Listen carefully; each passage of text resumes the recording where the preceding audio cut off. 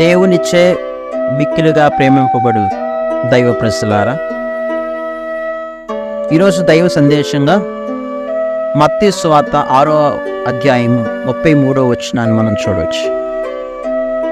మత్తయి సువార్తీకారుడు 6వ అధ్యాయంలో మనం తెలియపరుస్తున్నాడు.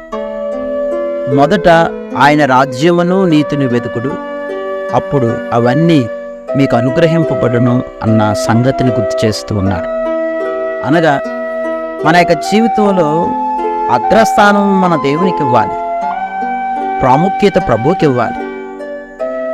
మన యొక్క జీవితాలలో అనేక సార్లు మిగతా అన్ని విషయాలకి, అలాగే అన్ని విషయాలలో, అన్ని వస్తువులలో ప్రథమ స్థానం మిగతా వాటికి ఇస్తూ ఉంటాం, కానీ దేవుణ్ణి ప్రక్కన పెడుతూ ఉంటాం. కానీ పదాజ్ఞల్లో మనకు ఆజ్ఞ, సకల వస్తువుల కంటే సర్వేశ్వరుని మాత్రమే ఆరాధించు.